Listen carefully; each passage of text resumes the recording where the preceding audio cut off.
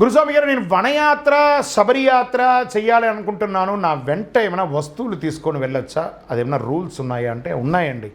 ఇంతకుముందు plastic bottle అక్కడ దొరికేది, ఇప్పుడు ప్లాస్టిక్ నిషేధం కాబట్టి ముందు అర్జెంటుగా ఒక వాటర్ బాటిల్ కొనుక్కోండి, ఒక ప్లేట్ కూడా పెట్టుకోండి మీ దగ్గర, తప్పు లేదు.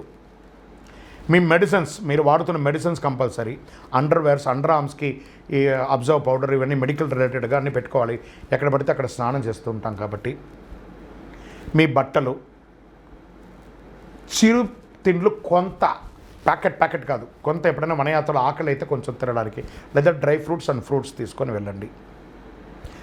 ఖర్చుకు కావాల్సినటువంటి డబ్బులు తీసుకొని వెళ్ళండి, అంతే. ఇంతకన్నా పెద్ద ఏముండదు. శరణమయ్యప్ప. గురుగారు, నేను శబరిమలకి వెళ్తున్నానండి, నా దీక్ష పరిసమాప్తమైంది.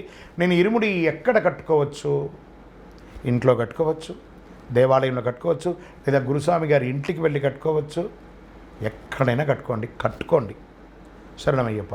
కన్నెస్వాములు ఎరిమేలిలో నాట్యం ఆడకుండా ఒక పుల్లలాగా ఒకటి ఉంటుంది కదా, ఆ సరాన్ని ఎందుకు సరంగుత్తిలోనూ గుచ్చుతారు అని అంటే, ఆ మాళిగైపురతమ్మగా ఉన్నటువంటి స్వామివారి వామభాగంలో ఉన్నటువంటి మగిషి అనే రాక్షసి నుంచి విముక్తి పొందిన మాళిగైపురతమ్మ ఏనాడైతే నా దేవాలయానికి కన్యస్వాములు రారో ఆ రోజు వివాహం చేసుకుంటానని చెప్పి వరం ఇచ్చారు స్వామి. తను పెళ్లి చేసుకోమని కోరితే తప్పకుండా అని చెప్పి మాళిగైపురతమ్మగా వెడమ భాగంలో ఉంది.